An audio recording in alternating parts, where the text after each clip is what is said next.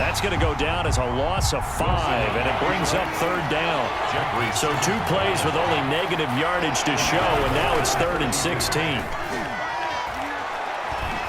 Going for Metcalf on the deep ball, and unable to connect, incomplete. Now give them credit, they took their shot, but it's going to bring up 4th down. The scoreboard tells a story for them, a little bit bleak, and while it's not quite desperation time yet, it's definitely getting close, but the defense reads the scoreboard as well. They're going to back up and make them really earn it. The Seahawks will go for it. It's Wilson. He lets it fly for Lockett. And now here is another interception. Picked off at the 14.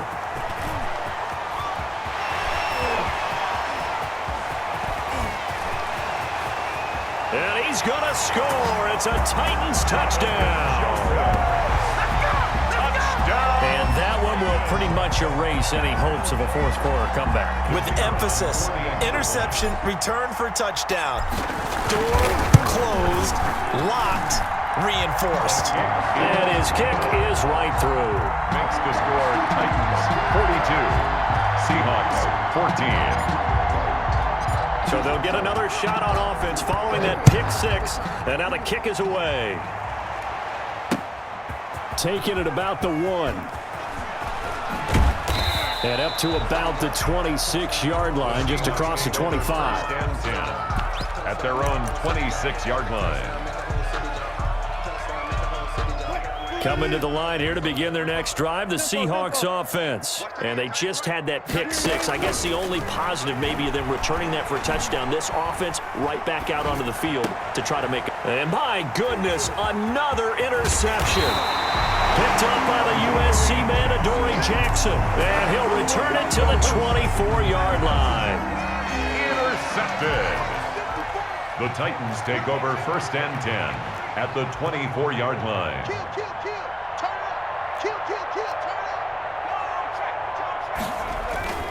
10th carry now for Derrick Henry.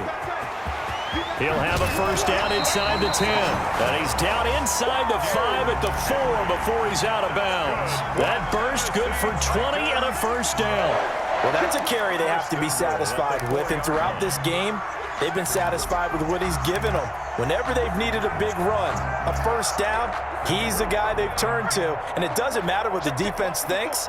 They feel like they've got the confidence to keep handing it to him and keep picking up good yardage.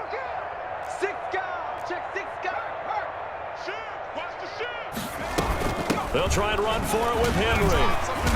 And Henry's hit. He lost the football. And the Seahawks have recovered.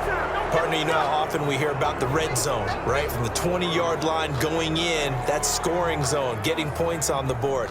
A lot of teams call from the 10-yard line in the green zone. That's your money zone.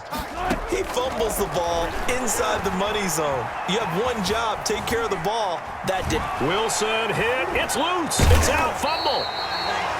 Dangerous spot for them to cough it up. Lucky to have recovered because had the defense gotten it, they were already within a shadow of the goalpost. Yeah, and then you're yelling at your own defense. Sudden change, sudden change. That's not what you want to hear on your sideline. That means you got to run out there and try and stop an offense who has the ball in a very advantageous position. Adoree Jackson right there, step for step in coverage.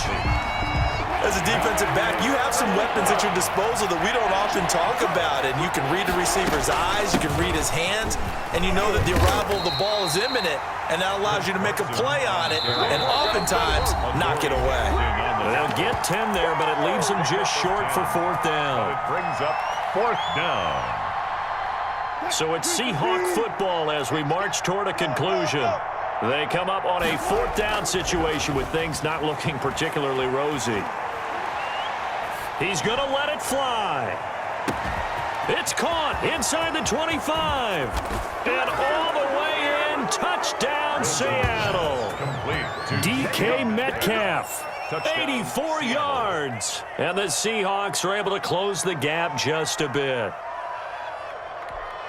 So now a 2-point conversion attempt coming for Wilson and the Seahawks.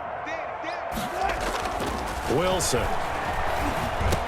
And they're going to get the 2-point conversion, caught in the end zone, and that cuts the lead a bit further. Seahawks 22. So still lots of work left to do, but here comes the onside kick.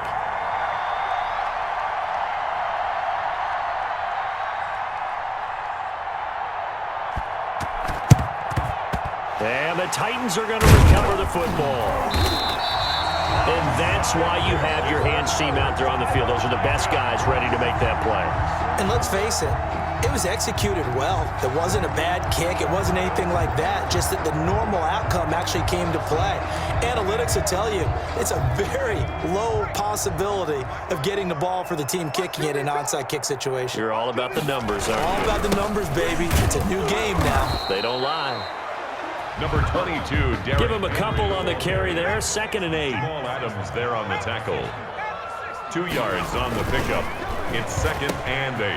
Quick slant to Brown. And he's going to get this inside the 30. A gain of 13. It's a first down. Not totally home free yet, but it's looking good as they come up 1st and 10. At the 27-yard line. Throwing now, Tannehill. And that's going to be incomplete. Too tough to hold on to that one. It's 2nd down. Incomplete. The incompletion there stops the clock. Any surprise they're throwing here late?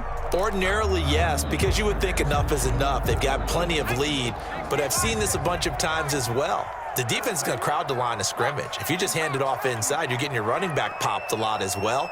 Sometimes the defense dictates it. If they're going to crowd it, you may have no other choice but to throw it downfield. He's going to go up top for the end zone. And this will be caught. And the carnage continues. It's another touchdown. Well, there's just about a minute left in this game, and they're still taking it into the end zone. And you know they could have taken a knee there, but they decided to play this one all the way out. And I think their philosophy is, we're going to give you everything we've got. If we just go ahead and take a knee now, we're actually showing you disrespect that way, like taking pity on you. They're not about to do that to their opponent. Extra point right down the middle. And that stretches the lead all the way up to 27.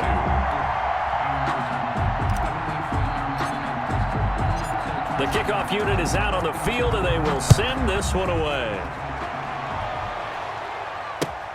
That'll be taken about a yard deep. And he'll get it up past the 20 to about the 22. Take over 1st and 10 at their own 22-yard line. Coming to the line here to begin their next drive, the Seahawks offense. Let's just be frank. They're playing for pride at this point. That's all that's left, because victory, not a chance now. And I can't wait to see how they actually go about doing it, because there are a lot of people watching the body language of the guys on the field now, and if they call plays they want executed, they need to do that and do it really well. Otherwise, there could be And now here is another interception. Picked off by Super Bowl 49 hero Malcolm Butler.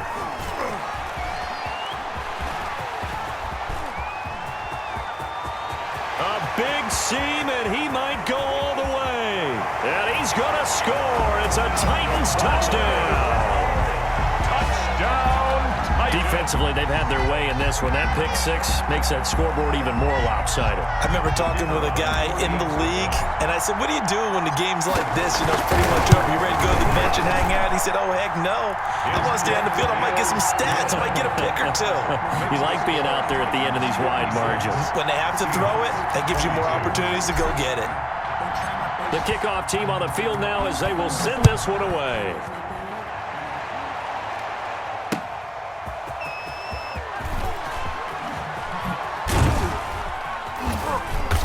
And he won't get this to the 20-yard line as he's down at the 19. Stand 10 at their own 19-yard line.